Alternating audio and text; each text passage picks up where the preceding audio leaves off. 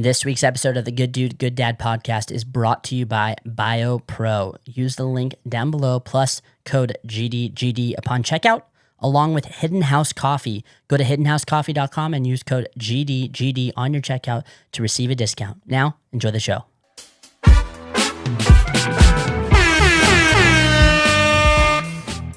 Hey guys, welcome back to the Good Dude, Good Dad podcast. I'm Jordan. And I'm Ben. And today we have a special guest. He has a beautiful company called Dads with Daughters, right? Dads with Daughters? Fathers with Daughters. Oh, I messed it up already. This is why we don't let me do intros. Russell, how's it going, man? Hey, man. What's up? Aloha from Hawaii. Hey, we are stoked to have you on. Russell and I got connected over Instagram, and just turns out that he's good friends with a friend of Ben's. And so it's been really cool. It's been cool watching your Fathers with Daughters, and I should know that because I watch it and I like everything, so I should know. But you have an amazing brand, an amazing company. You're doing some amazing things out there in Hawaii. But I just want to say, dude, thanks for coming on. And we're just I'm just gonna give you the mic. You go for it. Tell us a little bit about how you founded this company, a little bit about your background, how you got here, and yeah, man, just go ahead and take it away. Right on. Hey, thanks again for having me, guys. I appreciate it. You know, like you said, I'm a true girl dad. I got three daughters, and God blessed me with three daughters. I wanted a son. I thought it'd be cool to do sports and do some other things, but we just kept pumping out girls, and I was like, hey, if that's what God wants, that's what He wants. And I always look forward to being a dad. Like, I couldn't wait to be a dad, right? And then as I became a dad, I was like, okay, what does it look like to be like a good dad? Like, I don't want to just be, here. What does it look like to really love and serve my girls in a way that obviously God would want, but also just being a present dad. And so I would take my daughters on dates, even from the time they were young. And I would encourage other dads, hey, dude, date your daughters, And we just have it'd be like we go to Jamba, or we just do a special little thing, and we, go and have intentional time. And it was really sweet. So then at a church out here started doing some proms, and I was like, oh, father-daughter prom? Let's go. So I was like, I signed them up right away. And we went to those proms, probably went to about 3 of them. And it was really fun, and I was like, we're having a blast. I started bringing other girl dads. Like, hey, dude, you guys got to come to this. It's really fun, whatever. And then when COVID kind of hit, my girls came to me and said, hey, Dad, we're going to go prom or what? When are we going to go to prom? I was like, oh, no one's gathering. It's shut down. There's nothing going on.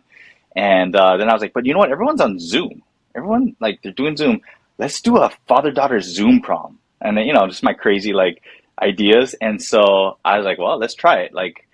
You never know. So I put it out there, and I got about 20 dads and daughter and their daughters. So 40 people popped on Zoom, and I said, decorate your place, dress up, be on camera. We're gonna do some music, or we're gonna do some games and some giveaways. And then I brought my mentor on, who's from I went to Whitworth College, and he's a professor, and he was my young life leader, and he also has 3 girls. And I was like, hey, I'd love for you to come and share just some wisdom to us young girl dads, So he came on and he shared a little bit. I was blessed to have a reggae artist, a friend of mine, Johnny Sweet, and he played live music for them. It was really cool. He danced and whatever.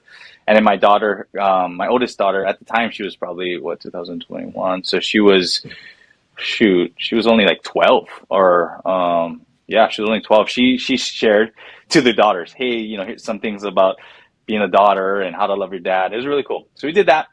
And then eventually things opened back up, and I was like, what if we did this in person? What if we did a prom in person? I think we could do it. And so I talked to my church, Inspire Church, shout out to Pastor Mike, guys. And I said, hey, if I can use your facility, I'll run the whole thing. I'll build a team, and we'll do it.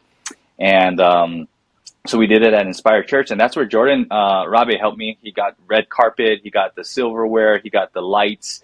We got a whole bunch of stuff. It was really fun, and we did it. And it just kept building from there. And so the next year we did it. We couldn't do it at Inspire, so we did it at a high school gym, and that's where Jordan came in big time. Really helped out with all the different lights and all the stuff to make it feel special and whatnot. And then this last year we did it at the Hawaii Convention Center. And so a little bit more established. We had like 350 dads and daughters come through, and Dang. it was fun. I flew in a speed painter, Annika Wooten. She was awesome. She did like a speed painting thing in like 6 minutes. She painted upside down and then flipped it over, and they're like, whoa! And it was like a dad and daughter, and we auctioned that off. Photo booth, dinner, dancing, DJ, henna tattoo. We did a balloon artist. We had all kinds of stuff, right? It was a night to remember for the dads and daughters. So doing these things, I was like, man, I love creating memories for my daughters, but also for dads and daughters. But it's, to me, my heart's always been coaching. It's more than just events. Events are a great one-time thing, but as you know, like in marriage, you can't just expect Valentine's and anniversary to carry you through your whole year. Like if that's all you're doing, like good luck with your marriage, right? And the same thing goes Yeah. for our parenting with our daughters. Is you can come to prom, and I want you to. That's fun. It's great. We do these events, but if you're not showing up on the daily, right? If you're not doing things to better your fatherhood and be a better dad, and there's a challenge within men, I think I've seen, and myself included, is we think we should know. Like, we're dad, we should know this stuff. It's like, so why do I need help, right? I don't need help. I can do this myself.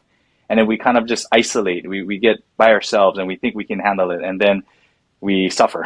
We're like, man, I don't know how to do it, but I'm not going to ask for help because I'm tough. Like I'm a man. I don't need your help, you know? Yeah. So what I did is I'm creating, I have a mastermind, a 90-day accelerator for just a few men that I'm walking through right now. I'm going to open that eventually come the beginning of the year, where I'm going to have a bunch of mastermind accelerators going on, 6 men only. So it's real small, intimate. And we're walking together in accountability, community, and walking through some curriculum and hot seats and stuff where we can basically level up in our fatherhood. And it's, primarily for fathers with daughters, because we're talking about these specific things that we struggle with, right? And so I'm doing that, and I'm also doing one-on-one coaching with the dads who feel they need a little bit extra. Where one-on-one stuff, where we're really working through some of the problems and the challenges. The mastermind meets twice a month, every other week, versus the one-on-one is every week. And so I'm creating these buckets for dads to show up, have a fun event. Great, that's cool. But beyond that, man, my heart's at the end of the day is coaching. I want to coach men to be better, because as I do that, I'm going to be better, right? I'm using my same things. Like, I got to listen better. I got to be more patient. I can't fix everything that comes on my way. So anyway, that's the quick and dirty of how Fathers with Daughters started. And, I'm creative. I like events. And so that's part of it. But at the heart of it, it's really how to impact as many men as possible. And that can be through events and coaching as we link arms with other guys doing great things. So that's where I'm at. That's incredible, man. Yeah, I love that. I mean, there's like three factors when it comes to learning, right? You get taught it, then you do it, then you turn around and you teach it to somebody else. And Right. it sounds like that you're hitting that last point when you're coaching. You're also reestablishing it in your own brain, having to hear yourself say it and go, "That's right. Now I'm accountable." Like, we joke about that all the time. When we first started Good Dude Good Dad, I'd wear the Good Dude Good Dad hat, and I'm like, every time I'm wearing the brand, I have to realize that I'm representing the brand. Yeah. And I'm like, Yeah. it actually forces me to make sure I'm at that next standard. Like, I'm setting the standard myself. So, Yeah. oh no, I love that. okay, no, we're still there. That's cool, man. So let me ask you, kind of going back a little bit, what we're finding is it's not very, men are hungry, right? They're wanting to be better fathers now that they're seeing it, but there's not inherently, there's a lot of men out there that don't naturally go, hey, I got 3 girls, and I really want to focus on raising the best girls that I absolutely can. Like, where do you think that hunger early on came from? Because, it's one thing now that, how do I put this? It's not something that someone, I mean, yes, you should want to do that naturally. Sure. But we're finding that what we are finding common, right? Good dude, good dad, fathers with daughters, to us, it's like, man, that's just a part of me, is not necessarily a part of most men. So what drove you to wanting to press into your girls? Yeah, that's a great question. At the depths of it, I knew I always wanted to be a dad. I knew I always was good with kids. So I would, I had jobs where at college I took a job helping with a preschool because I just wanted to be around kids. I would come home from the summer in the summers, and I'd work in this thing called Come On Kids, where it's a summer fun, and I would just like take kids on activities, kayaking. We just go. I was a summer leader, right? I just loved kids, and so maybe partly is I'm just in God's wiring. I think He wired me. I love kids, and so then when I was like, I can't wait to finally have my my own kids, because I love these other kids, but they're not mine. You know, like they're going back to their parents, are doing their things, and they're great, and I built good, cool relationships with some of the kids. But at the end of the day, that's not my kids. I was like, when I finally have my kids, man, what is that going to look like, right? And so the desire to see my girls succeed, the desire to see my daughters feel loved, to know that that is present, that my responsibility as a father, there's no one, I can't outsource that. There's no one else that's going to be their father. I'm going to be their father. So I recognize that's on me. And like, I feel that God gave me a very strong responsibility and desire to like, okay, well, no one else is going to, it's my job. And so I want to make sure that I'm doing right by God first and foremost, because He blessed us with these girls. It's a gift. It's not something that I just take for granted. And two, I guess I'm competitive, right? So I look at any industry, I look at anything, I'm like, how do I continue to push and rise? And what better than in dadhood? Like, well, let me be the best dad I possibly can. Not that I'm competing with other dads, but I want to be the best dad I can be for my girls, right? I'm not going to settle. I'm not going to be like, yeah, I mean, it's good enough. Like, I'm probably better than 80% of the dads. So I'm like, it doesn't matter.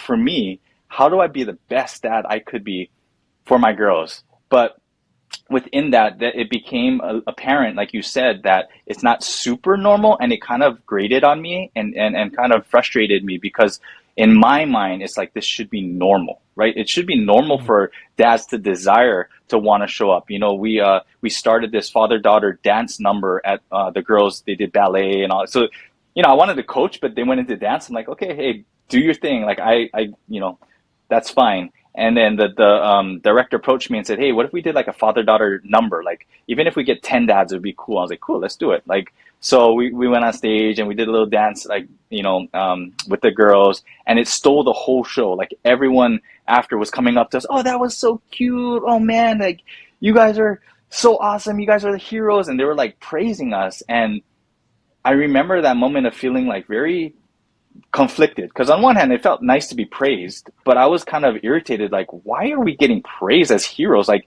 this is normal. Like, this is just you showing up for your daughter. They like dance, you go do it. I don't care if you make a fool, it doesn't matter. Like, this is just normal. Like, we should just show up. And the fact that there was such this big gap where everyone was just like, whoa, you guys are like, oh, idols, like, oh, so awesome, you would dance with your daughter. I'm like, what? I feel like every dad should be dancing. Get up here. Like, we should be doing this because that's what dads do. We show up for our daughters. And I realized that's not right. That's not the case. And so with fathers with daughters, my goal is to raise the standard. How do we raise the standard in fatherhood for girl dads to say, hey, no longer are we just here. Like, we're expected. This is the standard. And as we set the standard of what a girl dad looks like, our girls are going to see that, for one, and they're going to see, like, my standards are high in terms of what I expect from a male, from a man, and they're going to benefit from that. And so I'm all about, like, let's not settle. How do we raise the standard, both for us as men in general, but then as fathers? And as we do that, our daughters will see that's not settling. Like, he's going after, he's raising the bar high, and I want that for them, because I don't want my girls to settle, and I don't want their example to be like, he just kind of half kind of asses it and just whatever. Like, no. Like, he's going after it because this is very important to him. And I want them to know fatherhood is very important to me. So I don't know if that answers the question, but like, at the end of the day, No, that's it kind does. of the journey I go on, you know? Yeah, I have a question for you on this is a little off subject, but still on subject. In the conversations through your time doing this so far and hosting the proms and stuff, obviously, like, Yep. a girl dad is very, specific. Like, it's a girl dad versus a boy dad. Mhm. Have you guys had conversations with, in real life, like with just men in general, of the big differences between being a girl dad and a boy dad, and kind of like what those bridges could be? So there are some guys in FWD, fathers with daughters, who also have sons. And so many of the principles obviously translate in terms of being intentional, showing up, listening, loving your kids. Like, it doesn't matter if it's a son or a daughter.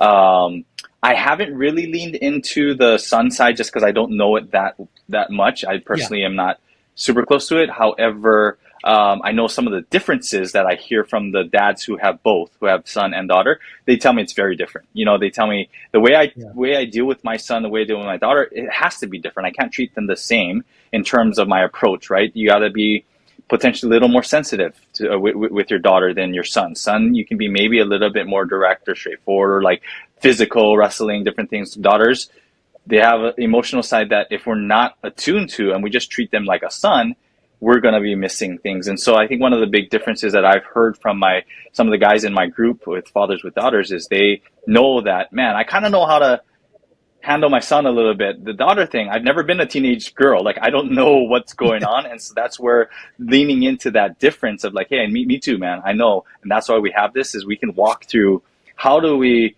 navigate. Oh, you're going through that too. Oh, what are you doing? And we kind of like talk strategy. You know, that's where like the mastermind concept really came about, because I've been having these father-daughter Friday calls for like a year, and we just dialogue. I bring a topic, but eventually I was like, as I have guys commit, then we can really dive into specifics of how do we, you know, be the best dad we can be and commit to something. As you know, what you pay for, you pay attention to. And so I was like, I'm going to put this mastermind together that you actually pay for. And because you pay for it and you're accountable, you're going to do stuff and you're going to be actionable. And so, you know, I've had people approach me, hey, you should do a mother-son prom. I was like, yeah, someone else can do that because I'm not a mother, nor do I have a son, but I am a father with a daughter.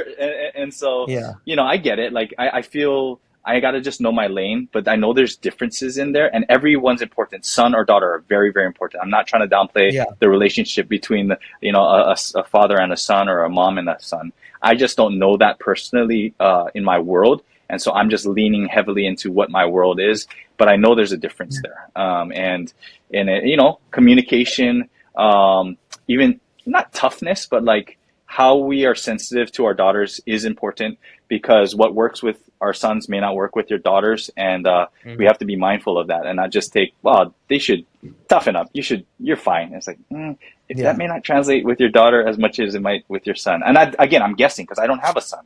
So I don't Yeah. Right. really, really know. You know?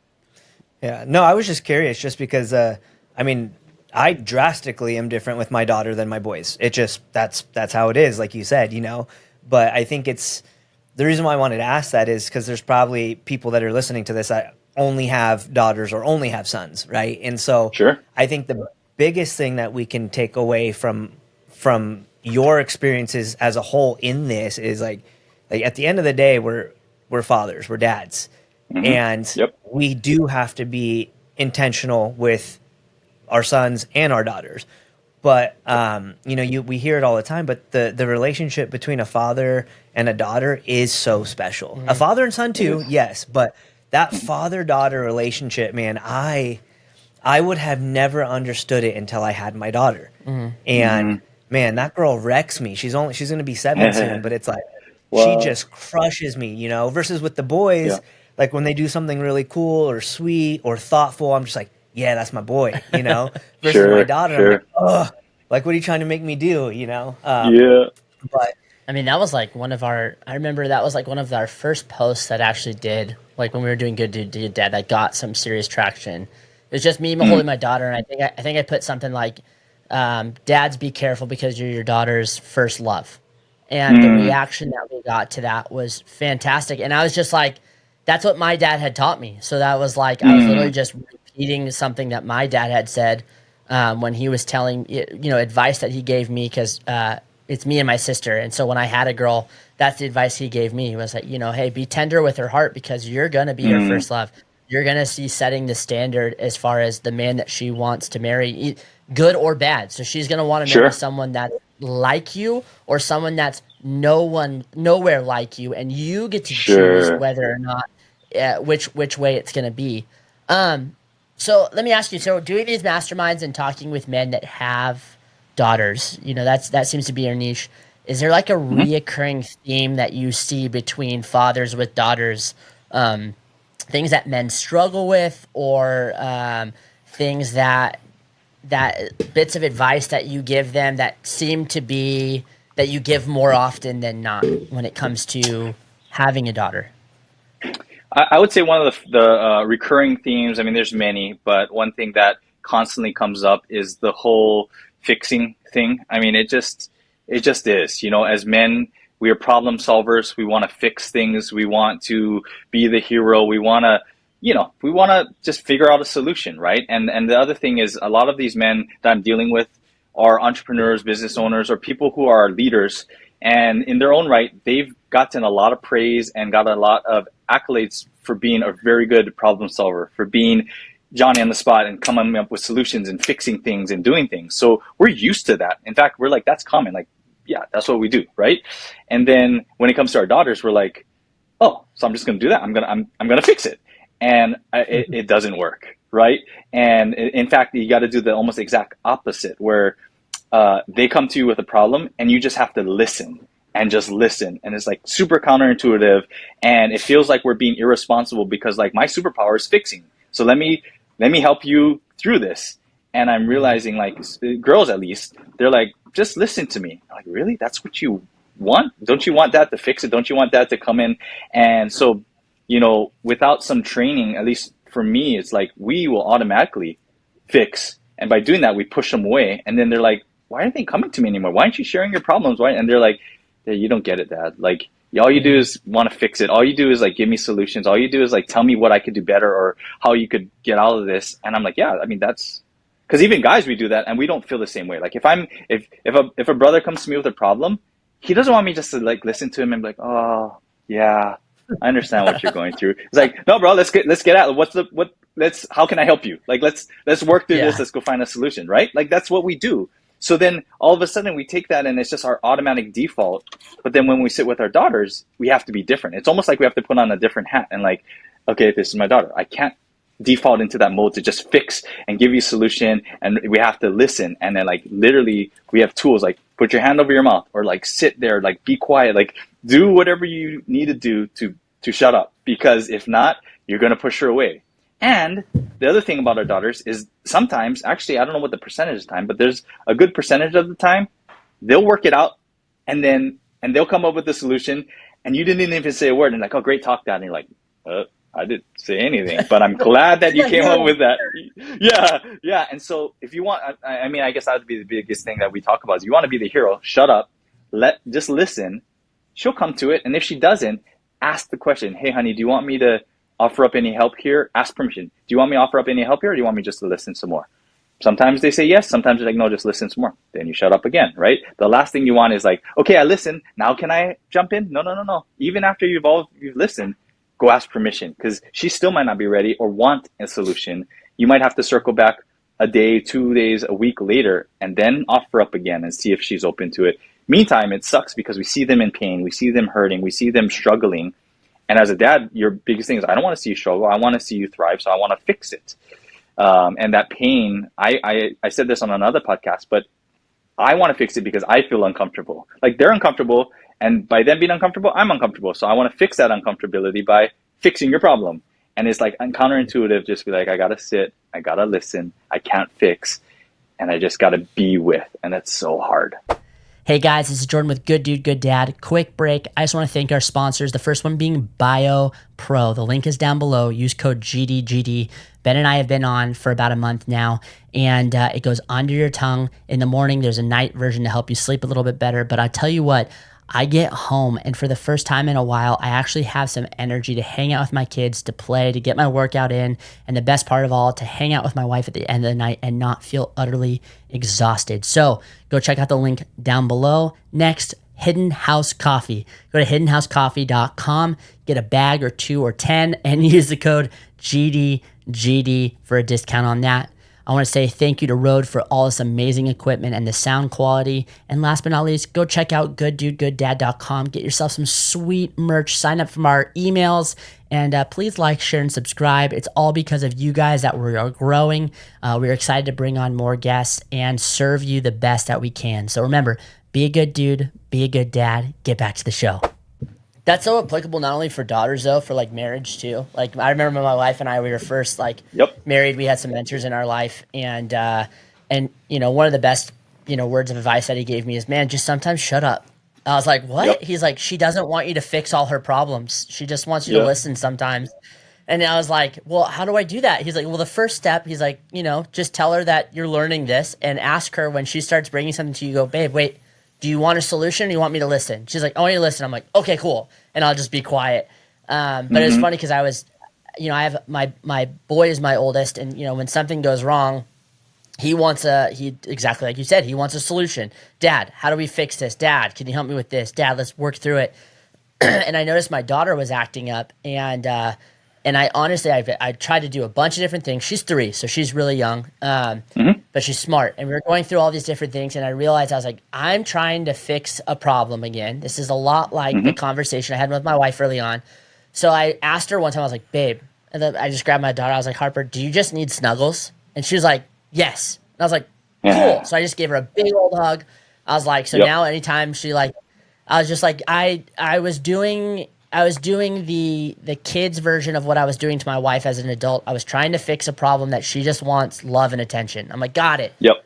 I should have known that. I felt so dense, but we're getting there. It's a learning Yeah. process, I'm sure. It's beautiful. I don't know if it gets any Love it, bro. easier as they get older, or you just keep going. But I feel like it It gets it harder. it it changes. It changes. Yeah, and especially when they get older, where there's more complex problems, and you want to solve them even more and the consequences are a little bit greater, right? Like they're more steep. Mm. You're like, okay, how long do I sit in this, and how long do I like step in? And it's a dance, bro. It's not. There's no one full solution. It's wisdom. It's asking God, like, how do I navigate this in a way that's gonna be best for her and for our relationship. Keeping the connection alive, not not damaging it because I just came in and, well, no, you need to know this, and I need to solve this, and you need to da da da. It's like, oh man. So yeah, Yeah, it's a dance. that's hard. It's definitely hard. That's what parenting is, man, and marriage. Yep. It is a dance in all forms, and you got to learn how to slow down sometimes and speed up, and move, adapt, pivot, shake. But I don't know if I mean you've kind of alluded to some of this, but and feel free to like share as much as you want or don't. But like going back to specifically what you're doing with fathers with daughters, do you want to share some of your guys' core principles in how you are navigating parenthood as a girl dad, Yeah. or is that I something that you mean, don't want to share? no, no, for sure. Happy to. Like some of the things we already talked about, but intentionality is a huge thing, right? Like just being really intentional, because I really feel like you can't do things, but great dads aren't built accidentally, right? You don't just like, well, I just go with what I'm feeling or just what I'm thinking. Like we have to be really intentional, right? And then one of the core principles is about vision. The Bible's very clear about like those, perish without a vision. Those who don't have a vision perish, right? And sometimes a lot of it is just leadership. And so what we do is we walk through. I have an FWD vision roadmap that I walk the dads through when they join the accelerated mastermind.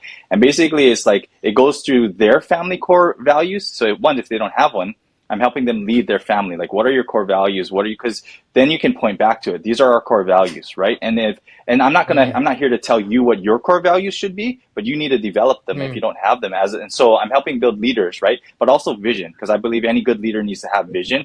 And if it's like, what is your vision for your daughter when she's moves out of the house, or when she's getting married, or when you're this age, or all these different milestones? Envision that, and then let's work backwards, because vision is super important. So then you might be doing something now, and you're like, you know what, I need to scrap that because that's not helping me for my long-term vision. Short-term it might be okay, but long-term that's going to hurt my vision. Like I envision my daughters coming back, when their families, they have their own families, and we're all huddling together and we're having, right? And so that's important to me.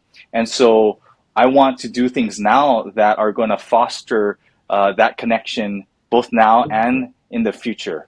But if I don't have a vision Oh, and I'm just like, oh, my main priority is you academically, and I'm just forcing things and I'm pushing, like I'm short-sighted, and I'm potentially ruining the thing that I want in the future, where like I don't want anything to do with you now because you push me so hard academically, or sports or whatever, that it's like you thought that the end goal was me being a star athlete or a straight A student or all that stuff, when really you know what, I more care about your development as a person and your skills and the things you're doing, but ultimately my connection relationship is important, and I'm gonna lean into that, because when it's all said and done, no one remembers our GPA. It's like, well, I mean, even if you're a star athlete in high school, that was long gone.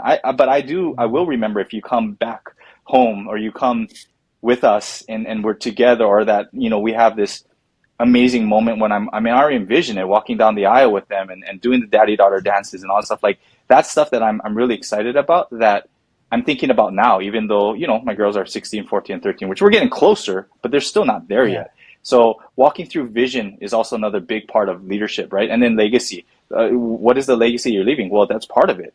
And as we build out some of those things, it really helps dads to think beyond your immediate circle, your immediate, like, what's in front of you, and like zoom out a little bit. And we talk about that. Sometimes I have to tell dads, like, zoom out, because right now it feels like this is the whole thing. But when you really zoom out, you actually see that, no, play the long game here, bro. Play the long game, because it's gonna reward you later. Even though right now it's really tough, just play that long game, because you don't want to ruin it.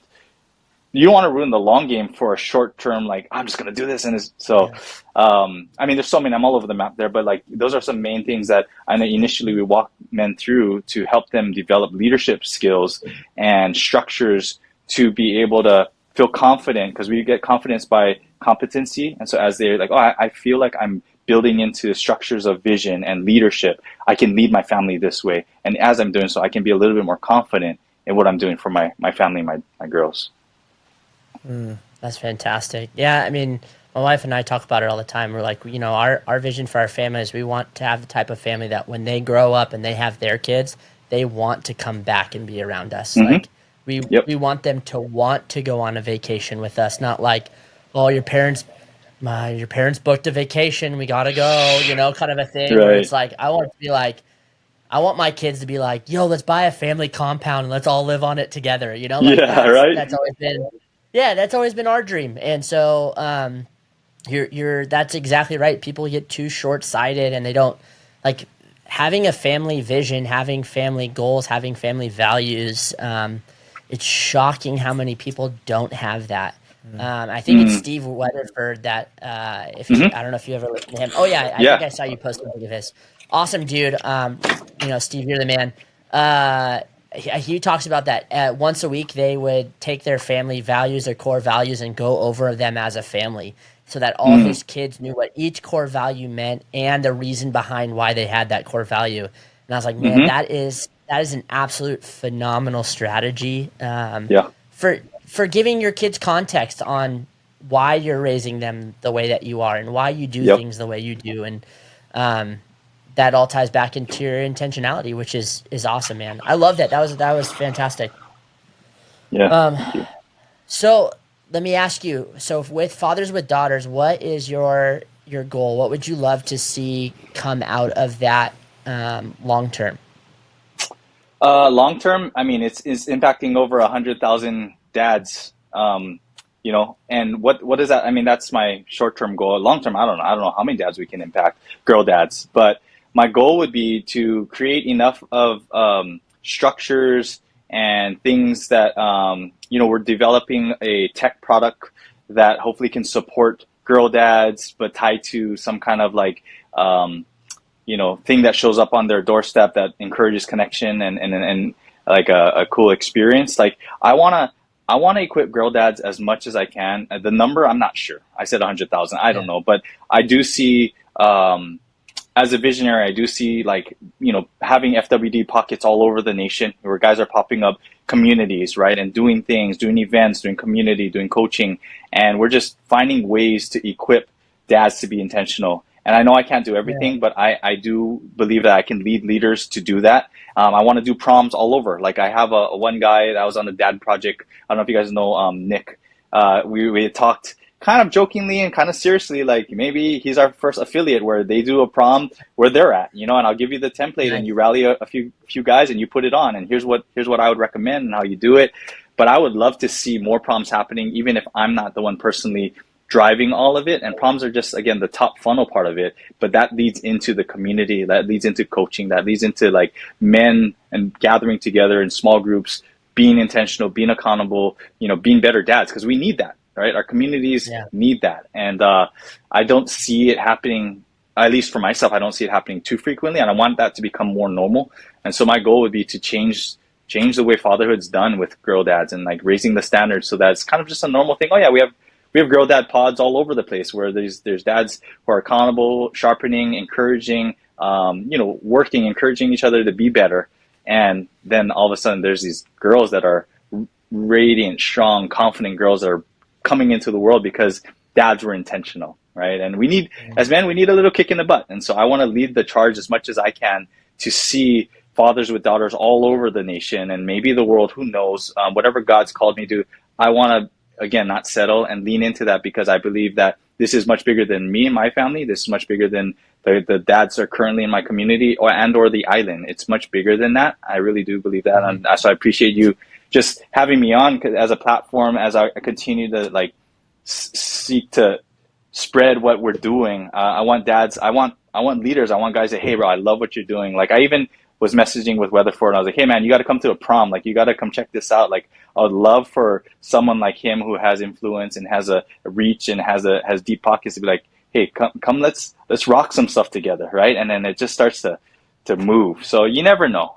God has His plan, but for me, it'd be ultimately, I just want to be the best dad I can be for my girls. But vision-wise, I would love to see FWD go nationwide and have all these different pods of community events and coaching. So that's my dream. That's so cool. Yeah, so normally what we'd ask is, what does it mean to you to be a good dude, good dad? But I kind of want to tie it back into what you were saying earlier when you said, you had finished doing the dance up on stage and you guys were getting all this praise and you're like, this should be the normal.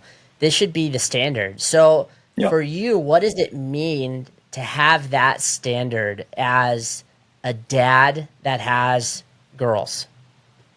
Yeah. To me, the ultimate standard, so I'm a Christian, so my ultimate standard is my Heavenly Father, right? And so when I look at Him and I look at how His example of fatherhood and fathership is, He's the ultimate, right? Like, He laid down His life, or His Son laid down His life for us.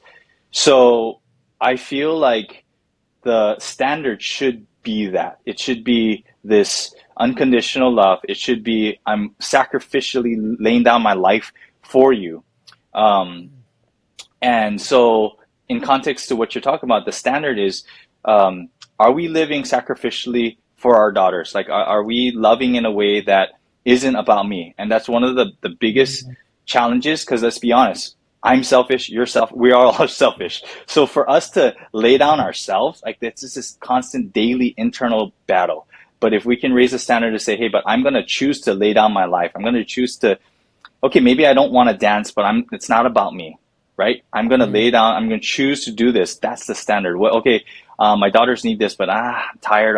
But I'm going to lay that down and I'm going to show up, right? That's all the intentionality.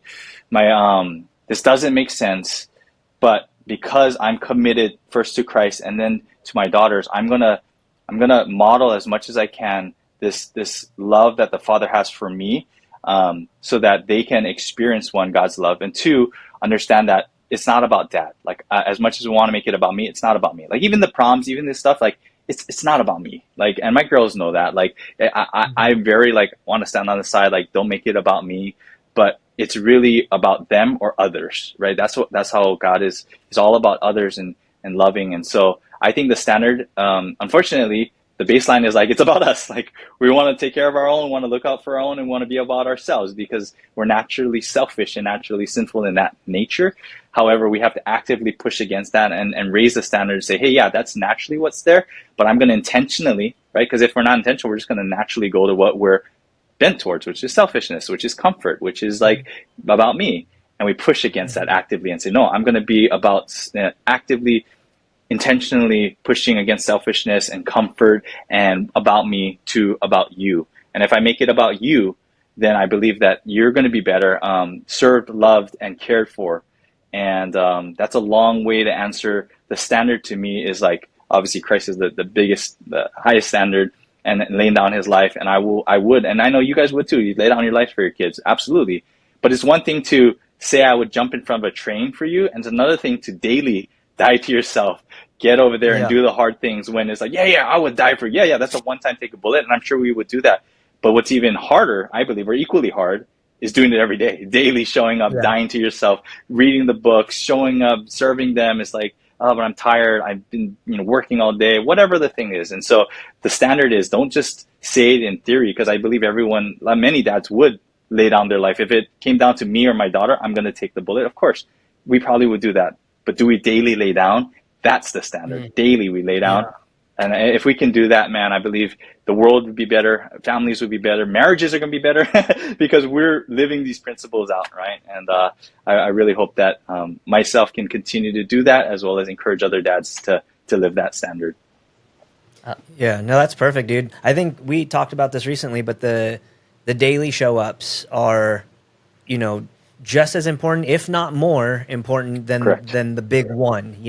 Like you said, of course Mm-hmm. we would, jump in front of a Well, the car or a big bullet. one's easy. Yeah, because it's a one time thing. But the dailies, when you don't want to do it, or when you have no gas in the tank, or you have no clue how you're going to pay your bills, or you might hate your current life situation, or you got in a fight with your wife, like whatever it is like it's so much harder to choose Mm-hmm. to show up in those moments. And I think as Mm-hmm. parents, whether you're a girl dad or a boy dad, just a parent as a whole, like those show ups is what matters, right? It's Yep. constantly putting that effort forth. And as Christians, we see that as an example too, right? Like you constantly Mm-hmm. show up.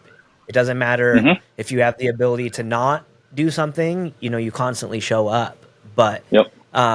we always like to also ask, like, if you're in a spot right now, if someone's listening and, they do feel kind of defeated, right? Mm-hmm. If they are a girl dad and they're having a hard time connecting because they don't know how to, or just if you're a parent as a whole, as a dad, like what is a couple actionable steps you would be able to like recommend to them to kind of just get them to a place of wanting to better themselves as a father?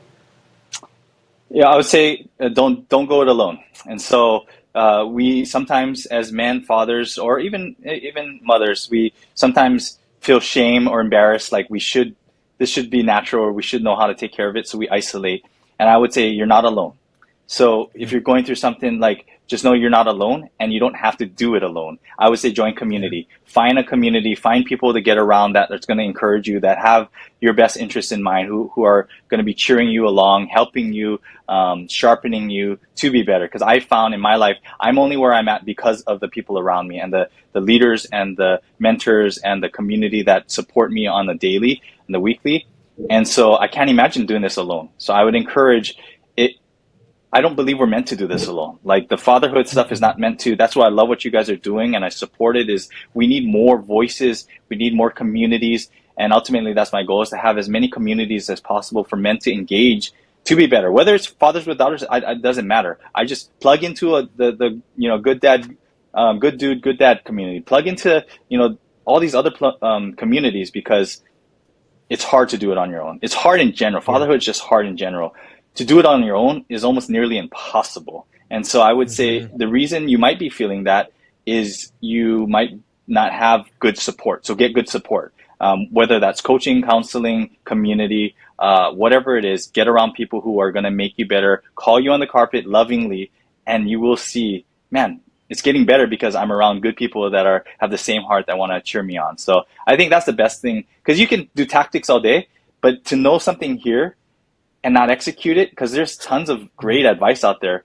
But what's going to help you actually move it to your heart and do it is probably community. It's people around you linking arms and say, hey, did you do that? This is what I'm working on. This is how I'm doing. It's like, yeah, I'm encouraged. I'm going to do that too. But we can have all the head knowledge, but if it doesn't move to our heart and move to our feet to action, it's just all up here. And so get in Yeah. community, get around people who, that's why I really, really strongly believe in coaching. I have coached because I know a lot of things, but sometimes I need someone to hold me accountable and call me higher, right? That's what a coach does. He Mhm. calls you higher. Hey, what is possible? And how can I'm going to hold you accountable, but you're going to be better because of it. And so I think coaching is such a great tool, and that's why I really believe in it. So not saying you have to get a coach, but if you want to level up, like level up, coaching is a great way to do that. Or just community, accountability, masterminds.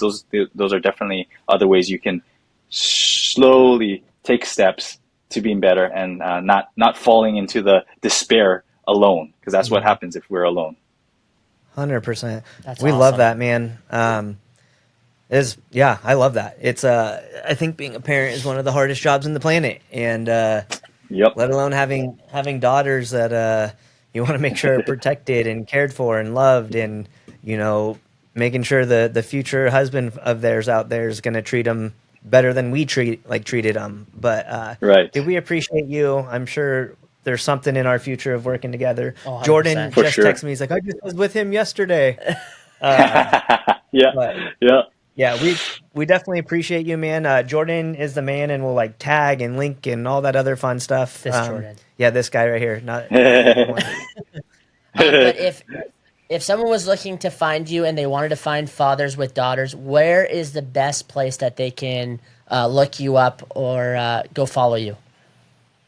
Yeah, I mean, obviously on Instagram, you can follow us at fathers underscore with underscore daughters, or our website, www.fatherswithdaughters.com. And so on there's, more information about like who we are, what we do, and the different like masterminds that are available, the coaching and the community that we're building there. And, or follow me on Instagram, Russell Kimura, on Instagram. So, I'm happy to connect and reach out if anyone, curious about fathers with daughters, or you have a daughter and you're struggling, or you just want community, man. Like, I'm here to support, and I love what you guys are doing. Any way I can support you guys and promote what you're doing, I think we need to continue. The more fatherhood support we have out there, the better. So keep doing what you guys are doing, man. I appreciate you guys, and I love what you're doing. And I'm sure you guys will come to the island. I mean, your sister's Yeah, here, Let's so go. come to the prom, and we'll come out there. I live on the water on Punaluu, so you can come spearfish if you want, whatever. Ooh, So yeah, Let's man. go. yes. Well, We appreciate you, man. Russell, thanks for coming on. Guys, I'm going to link everything to find Russell Kimura on the show notes. So go down below, go check it out. If you're in Honolulu or in Hawaii, go check out the prom. But Russell, thank you again. And guys, remember as always, be a good dude, be a good dad. Have a good day.